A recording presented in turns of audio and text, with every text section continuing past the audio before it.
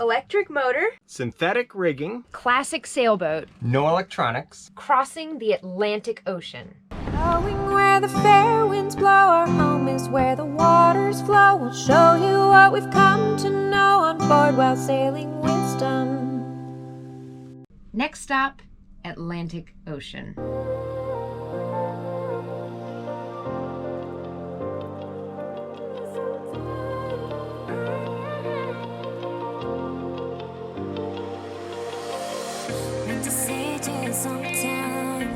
Man, that is dramatic.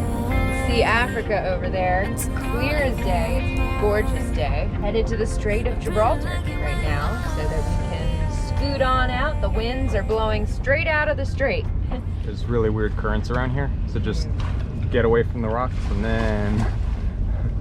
then we go. So in a second here, we're going to be getting up our sails because we have an electric motor right now. You may not hear anything. It's because we are motoring, but it's electric, so it's super, super quiet. And we're only going with a little bit of throttle right now just to get out here and get ready to head through the strait. So what's crazy right now is that we are looking at 3 different countries. We've got 2 different continents. So we've got Africa right there off of our port. We've got Spain off of our starboard, and off of our transom, we have Gibraltar, which is the UK. So it's pretty cool.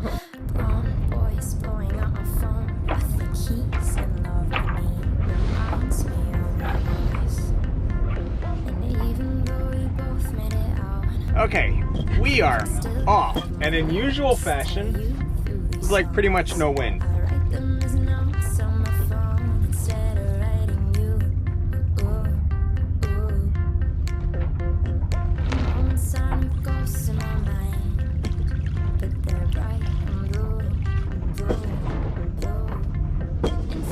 Big one. Oh, that was. There are multiple. Oh, damn. Yeah. Oh, that is so cool. There was a tuna here, babe. Don't blame me for filming the endless flat water. Oh, oh, oh, oh, oh. Oh. Whoa. Run, little fishies. Whoa. That is so cool. So it's just so wild. Like there's just these giant mountains coming out of the water, and that's Africa. And then just this like red haze across the horizon, which is all the Sahara dust, which actually is really annoying if you have a boat because you cannot keep it clean. Like you wash it all off, and then by morning it looks like no one's ever been on this boat in like 10 years. It's just so filthy. Now it makes sense why they said this was the Pillars of Hercules. So apparently ancient folklore is that there was a giant statue of Hercules across the Strait of Gibraltar, and the Rock of Gibraltar was one of his footsteps, and then the Atlas Mountain on the other side was the other foot place. And he just stood straddling it. And it's just wild because, you know, if you think about that, if his feet are there, unless he's like squatting in a pooping position, he's gonna be like sticking out into space. So yeah, you know, tall tales, but still when you come through here, like there's just everything is flat, and then there's just these 2 giant mountains on the sides of this waterway. It's just so cool. And more importantly, those giant mountains funnel wind, and we're approaching the wind line that should take us out of the Strait of Gibraltar and take us out into the Atlantic where we belong.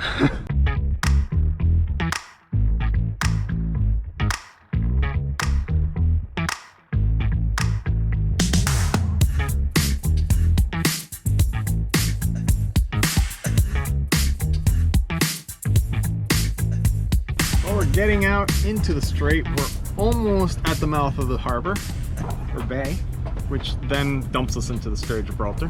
And there is a lot of current here in a lot of different directions. So we're just trying to find a current that's carrying us out, because that's where we're going, and it'll just take us along for a little ride.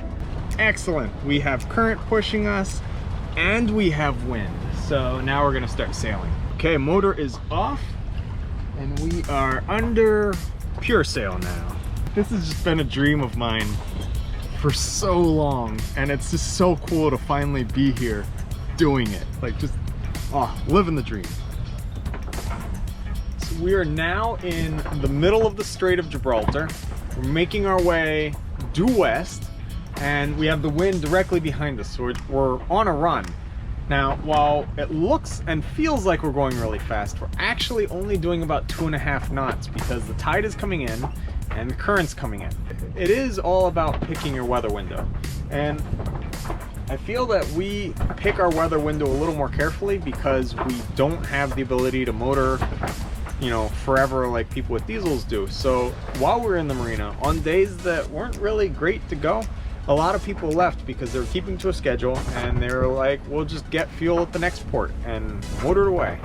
And more power to them, but they also had some rough situations out there, whereas we just waited and now it's being really nice. So yeah, there's something to be said about patience. We are cooking along on a deep, broad reach and fog is coming in and that sucks. So right now I'm trying to outpace the fog and see what I can do there. It got to be a bit too much having the main up because, well, one, we were going 7 knots, which is nice. The problem is we were really like, oh, there was so much force on the boat and like the helm was so heavy and I was just fighting it. I'm like, this isn't good. This isn't a long-term plan here. So we dropped the main, we're just under the staysail and we are still doing 4 knots against the current. Like, that's how windy it is here. And we got the fog coming in around us, so we're ready. We're ready. Since we dropped the main, Wendy, or wind steering, is able to sail very comfortably and, you know, keep us totally on course with just the staysail set. So we have it pretty easy now. I must say, I much prefer going slightly slower and doing no work as compared to that little bit of extra speed and so much extra stress that we were dealing with. Session with intent to sell. He was a lean, tough little punk who had survived prison by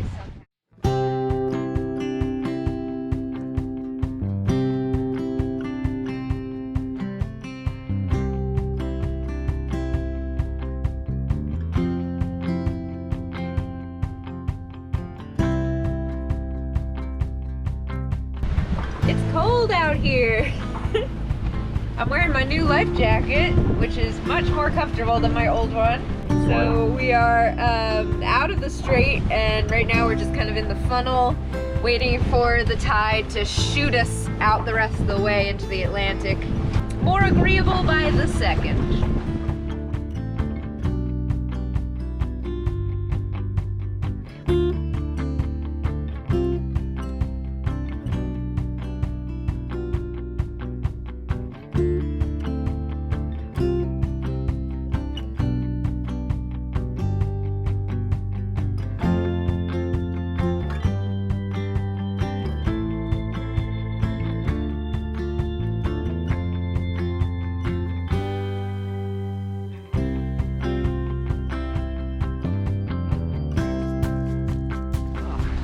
Coming into a calm patch now, but it's just, there's so much current going in and a light breeze coming out. It's really not that bad of wind, but just the wind over current is just insane here. And it honestly feels like being in a washing machine. So I had Maddie go inside because I'm getting soaked. There's no point in both of us getting soaked. And so she's just hanging out in the quarter berth, trying not to get sick and keep it dry. Man, I'm not gonna miss the med.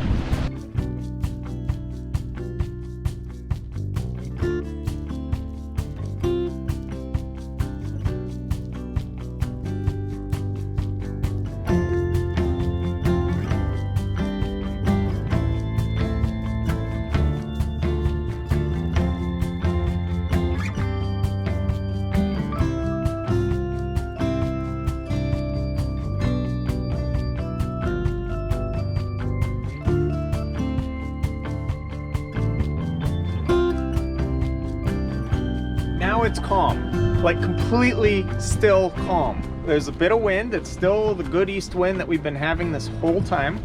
That's been consistent. And this area has much less current. So now we're making progress. Oh man. But it's wild. Like we were in like the equivalent of a washing machine on like the hell cycle. And I just noticed this patch that had no whitecaps. So I just, you know, sailed down towards that. It's so calm. It's so much nicer. Oh, that was invigorating. I spent the time down here because I was starting to feel really sick and wanted to, at least one of us, to stay dry. So Herby sent me down.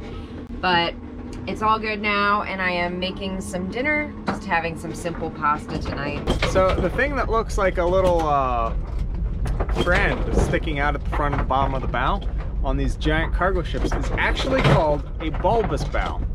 And they are just so revolutionary. If you've noticed, they are on every single cargo ship because they work and they make such a difference. So one of the things they do is they make the waterline length longer, which then gives the boat a higher top speed. The other really awesome thing that a bulbous bow does is it literally punches a hole in the bow wave in front of the boat. And what that does is change the way that the wave actually interacts with the hull of the boat. So it ends up being that the boat is so much more efficient, but only at a very specific speed. So bulbous bows are all different, and they only work at like a very small window of speed, which is why they're good on power boats, because they can go that specific speed, versus a sailboat that, you know, you never know. Depends on the wind. But that bulbous bow changes the way the water interacts with the whole boat, and then you get much less wake. And wakes, yes, they're annoying to other boats because, you know, it's this big wave that rolls through. But if you ever notice, these giant cargo ships going really fast really don't make much of a wake at all. And that is all because of the bulbous bow.